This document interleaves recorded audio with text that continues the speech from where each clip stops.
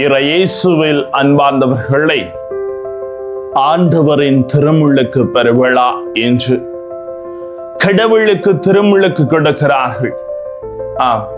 வல்லமையான இறைவன் நீங்களும் நாளும் திருமுழுக்கு வழியாக பெறுகின்ற அந்த ஆவியானவரின் உறுதுணை துணை நமது வாழ்க்கையிலே நாம் தொடர்ந்து பயணிக்கவும் அருளாசிரை பெற்றுக்கொள்ளவும் எண்ணிலடங்கா அபிஷேகத்தின் வழியாக கடவுள் நம்மை வழிநடத்துகிறார் என்ற உள்ளார்ந்த அர்த்தத்தை இப்பெருவிழா நமக்கு தெளிவுபடுத்துகிறது.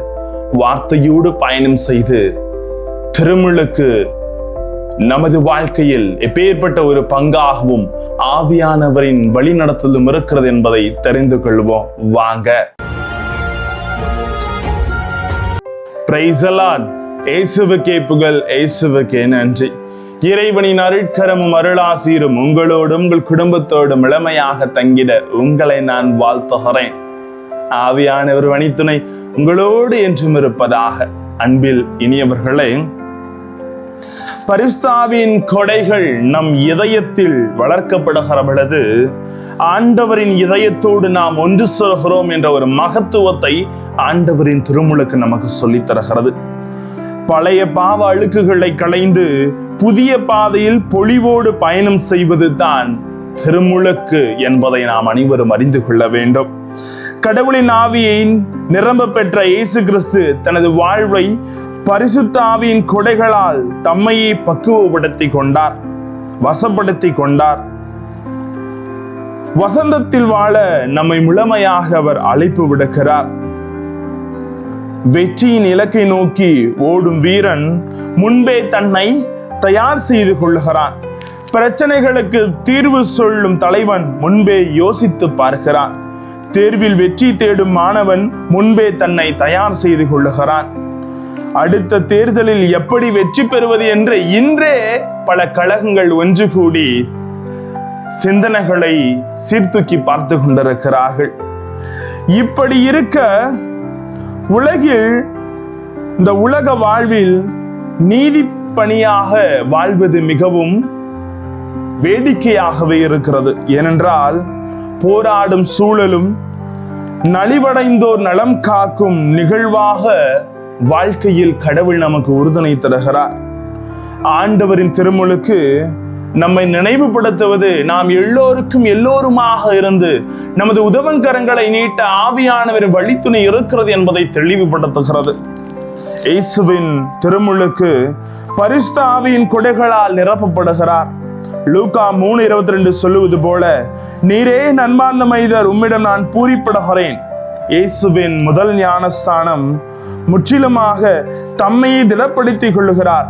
பரிசுத்தாவின் கொடைகளால் நிரப்பப்பட்ட எந்த சூழ்நிலையிலும் போராட தன்னையை பக்குவப்படுத்தி கொண்டார். ஆவியின் கொடையை பெற்ற அவருக்கு உடனே சோதனைகள் தொடங்குகின்றன. பாலை நிலைத்துக்கு அழைத்து சென்று அங்கு 40 நாள் அலகையால் சோதிக்கப்பட்டார். லூக்கா 4:1-13 வரை வாசிக்கலாம். பரிசுத்தாவியின் வல்லமை அவரில் நிலைத்திருந்ததால் சோதனைகளை வென்றார்.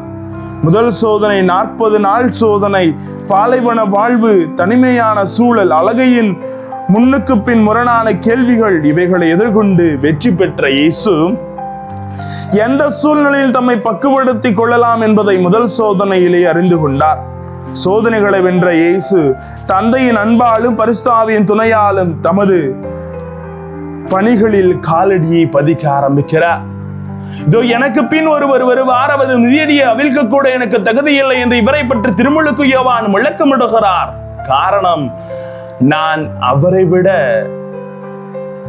சிறியவன், அவரது மிதியடி வாரை கூட நான் அவிழ்க்க தகுதியற்றவன் என்று தம்மை தாழ்த்தி கொள்ளுகிறார். அன்பார்ந்தவர்களே, ஆண்டவர் இயேசு தூய ஆவியானவர் துணையை பெற்று தந்தையே உமது கரங்களில் ஆவியை ஒப்படைக்கிறேன் என்று சொல்லும் வரை மனித குல அநீதி சக்திகளோடு போராடினார்.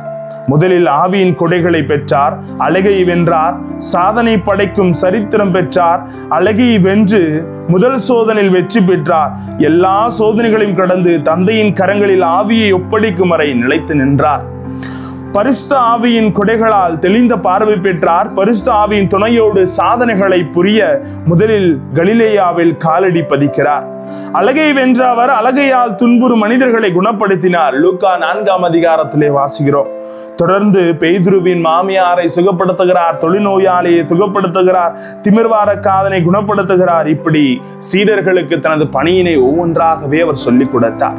எனவே திருமுழுக்கு வழியாக ஆவியின் துணை நம்மை வழிநடத்துகிற பொழுது நாம் திடம் பெறுகிறோம், வலுப்பெறுகிறோம்.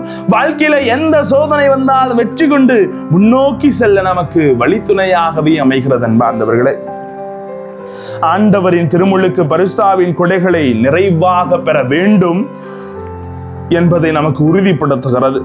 தொடரும் சோதனைகளை வெல்ல வேண்டும், இறுதி வரை சாதனைகள் புரிய வேண்டும். திருமுழுக்கு பெறும் ஒவ்வொருவரும் மனிதர்களிடத்தில் உள்ள இத்தகைய தன்மைகள் நிறைவாக இருக்க வேண்டும். திருமுழுக்கு பெற்றவர் தூயாவின் வரங்களால் நிரப்பப்பட வேண்டும்.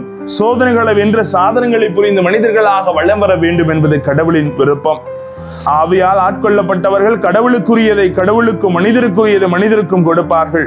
நீதி வழங்குவார்கள், சச்சரவு செய்ய மாட்டார்கள், உண்மைக்கு புறம்பாக நடக்க மாட்டார்கள், என்றுமே உண்மையோடு உடனிருப்பார்கள்.